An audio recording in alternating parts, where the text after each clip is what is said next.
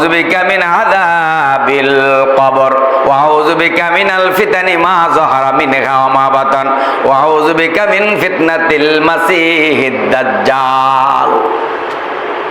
চারটি দোয়া, এক দোয়ার মাঝে চারটি দোয়া। আল্লাহুম্মা ইন্না আউযু বিকা মিন আযাবিন নার, আয় আল্লাহ জাহান্নামের আগুন থেকে বাঁচান, আমার উম্মতকে বাঁচান। ওয়া আউযু বিকা মিন আযাবিল কবর, ওই কবর হলো প্রথম স্টেশন, ইমিগ্রেশন কাউন্টার। এই কাউন্টারে যদি ধরা পড়ে যায়, হাসর মিজান পুলসিরাতে ধরা পড়ে যাব।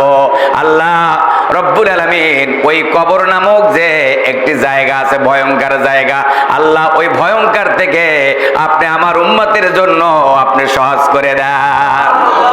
ওয়া আউযু বিকা মিনাল ফিতানি মা যাহারা মিনহা ওয়া মা বাতান, অনেক ফিতনা গোপন রয়েছে, অনেক ফিতনা জাহিরি হয়ে গেছে। আল্লাহ দয়া করে মেহেরবানি করে গোপন যত ফিতনা আছে, জাহিরি এবং বাতিল যত ফিতনা আছে, আল্লাহ ফিতনা থেকে আমার উম্মতকে আপনি বাঁচান।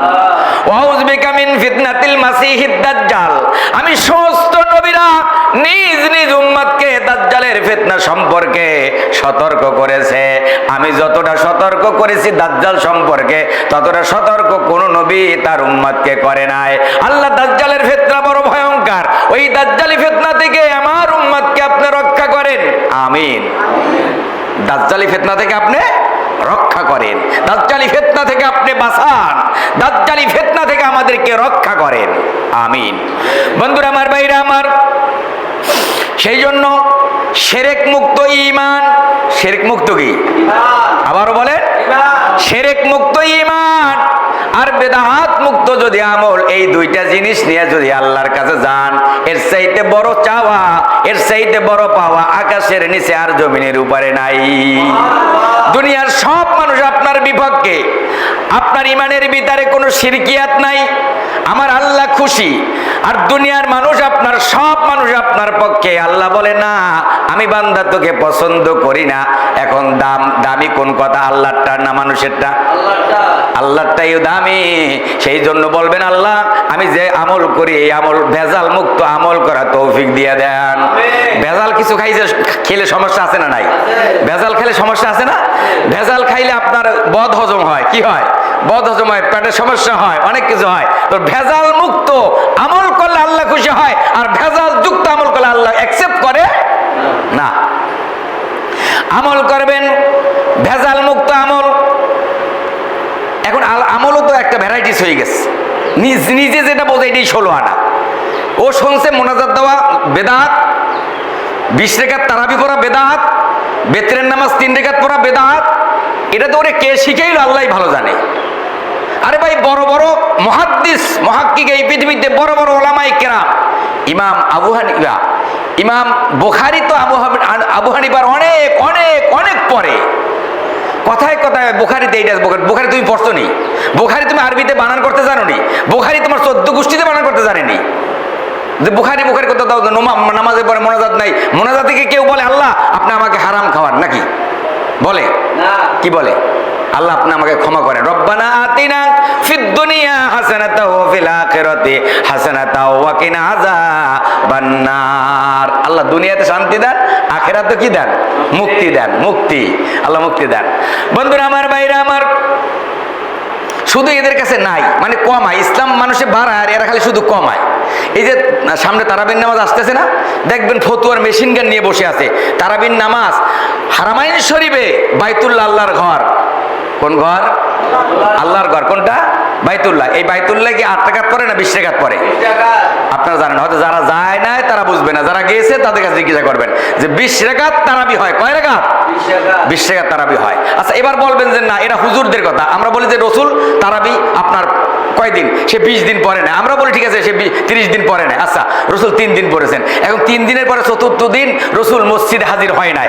সাহাবীরা বলে হুজুর আমরা অপেক্ষা করেছিলাম, আপনি আপনার পিছনে কাতার বন্দী হয়ে আমরা 20 রাকাত তারাবি পড়ব। কোন কোন রিওয়ায়াত আছে 40 রাকাত তারাবি পড়া হয়েছে। মক্কাবাসী 40 রাকাত পড়েছে, মদিনাবাসী 4 রাকাত বাড়িয়ে 44 রাকাত পড়েছেন।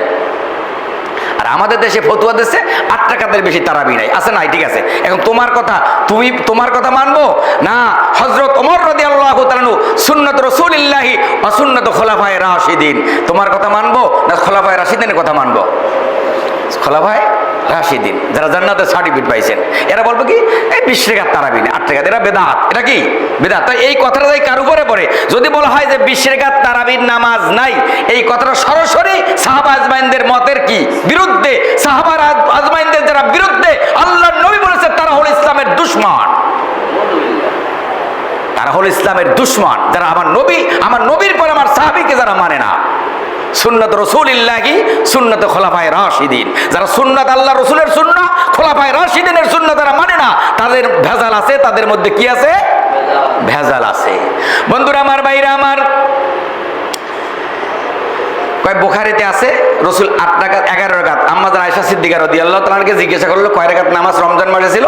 বলছে রমজান ছাড়া রাসূলকে 11 রাকাতের বেশি অবশিষ্ট নামাজ পড়তে দেখি নাই। এখন আপনাদের কাছে আমার প্রশ্ন, হাদিসটা সহিহ বুখারী, রমজান প্লাস রমজানের বাহিরে মানে কি রমজানের পরে, বুঝেন তো? রমজান প্লাস রমজানের পরে 11 রাকাতের অবশিষ্ট নামাজ পড়তে আমি দেখি নাই। সেটা হলো কি?